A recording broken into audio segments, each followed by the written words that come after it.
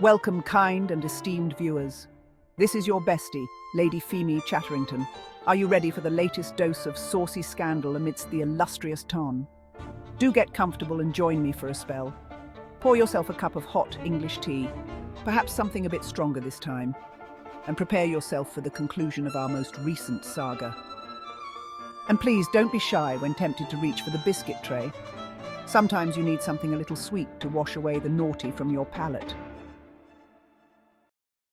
It seems our dashing Lord Anthony Hargrove has unravelled quite the mystery recently. Imagine his astonishment, his breath catching in his throat, as he pulled back the hood to reveal none other than his beloved Emma. Yes, the very woman he thought dead to the cruel hands of fate. Yet there she stood, as if risen miraculously from the dead. But what could have driven her to such lengths, to hide in the shadows and send these enigmatic letters? As we delve deeper into this tale, I promise you, the revelations will leave you gasping for more. So prepare your ears, for the truth is truly riveting.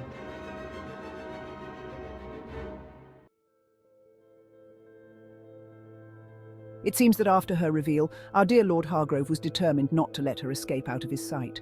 With a gentle but urgent tug, Lord Hargrove vehemently led her to his waiting carriage. He was thoroughly incensed, elevating his habitually peaceful countenance to beyond inflamed.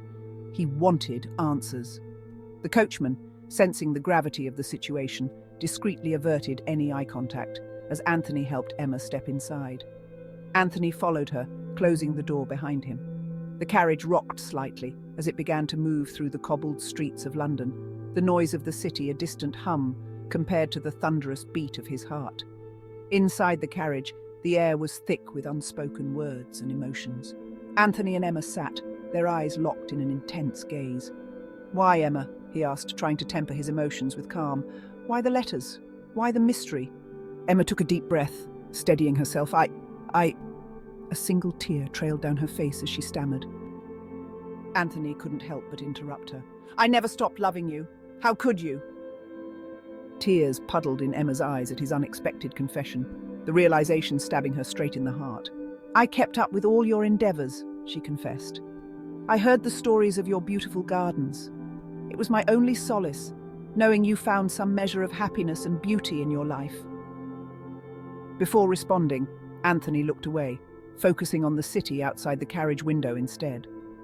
Over the years, he thought about all the things he wished he could say to her if only given one last chance. And now that she was in front of him, he found it impossible to articulate himself without sounding resentful. "The gardens were my salvation," Anthony replied, "and a way of keeping you alive." Emma blinked through the tears. "You always," she began, "you always had a way of transforming a negative situation into something of purpose. It's what I..." Emma hesitated, weary of finishing her thought. "It's what I love about you," she concluded. Perhaps it wasn't wise of her to have completed her previous sentence, she thought, for Lord Hargrove was exceptionally distressed in that moment. But what more was there for Emma to lose, kind and esteemed viewer? She had already lost so much, sadly, and not even of her own volition. The carriage slowed as it reached the quiet tree-lined street where Anthony's London residence stood. As they stepped out, Anthony turned to Emma and offered his hand. "Come with me," he stated firmly. Emma nodded. She followed Anthony up the stairs towards the grand entrance of his home. She did not know what to expect once they were inside, but the uncertainty made her feet feel heavy underneath her. He led her into his study and closed the heavy door with a soft thud behind him, muffling the sounds of the bustling household staff preparing for the evening. The sound of the door startled Emma, making her turn around to face him. Noticing her discomfort, Anthony motioned toward a pair of deep leather armchairs by the fireplace, the flickering flames casting a warm glow across the room. They sat down across from one another. The only sound between them was the crackling of the fire. Anthony's mind churned with a whirlwind of thoughts and emotions, relief, anger, confusion, and a deep, aching sadness. "Emma," he began slowly, "I need to understand. Why?" He continued, unable to stop the questions pouring out of him. "Why did you keep yourself hidden from me all these years? And then when I arrive at the park, You run away from me. Again. Why? Anthony, it wasn't that simple, she replied softly. My parents, they told me you'd moved on, that you were betrothed to another. They convinced me that your intentions were never sincere. She paused, trying to compose herself before continuing. And then when I saw you in the park, I realized I was fearful of seeing you again. You believed them? He asked, his eyes flashing with anger. You believed I would simply forget about you and marry someone else? Did you forget all the promises we made to one another? Tears streamed down her face as she recalled the pain. I didn't want to believe it, but they were so convincing. They showed me letters, forged, I now realize, that painted a picture of you moving on with your life. I was heartbroken and confused, likewise young and tremendously naive to believe they had my best interests in mind. Anthony listened intently, his hands clenching into a tight fist. He couldn't believe what he was hearing. Emma continued, trying to wipe away her tears. Then they abruptly arranged for me to marry Lord Lancaster away from prying eyes, all the way in Scotland. Lancaster wanted an heir, and my parents wanted to pay off my father's gambling debts owed to him. I was trapped, she exclaimed. She paused to catch her breath and swallowed back the anger in her voice.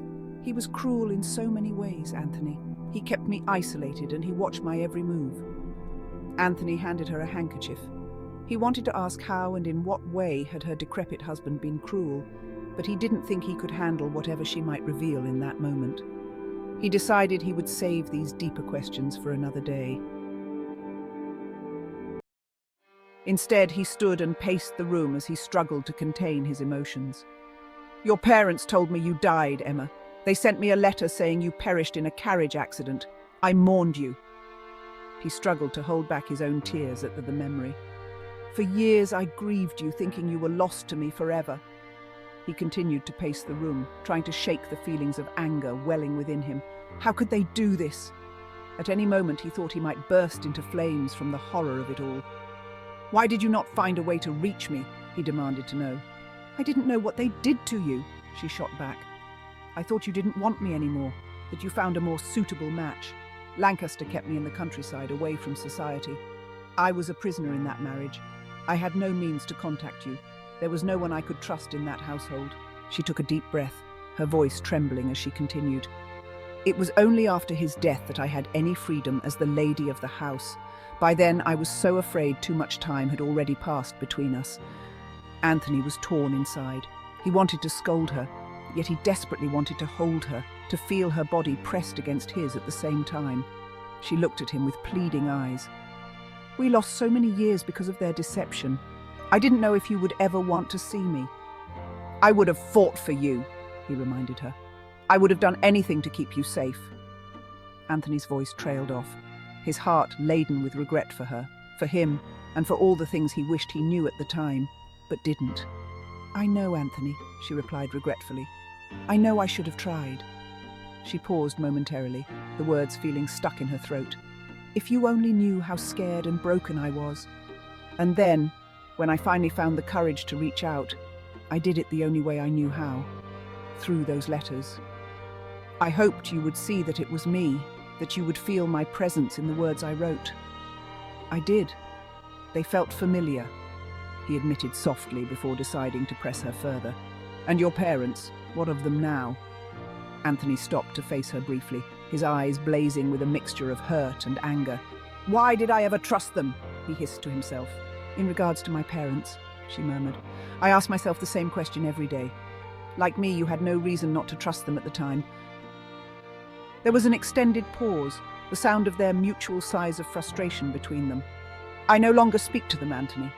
I saw them once, he said, a few years ago, on the streets of the city. I wanted to speak with them to inquire how they'd been faring since your loss.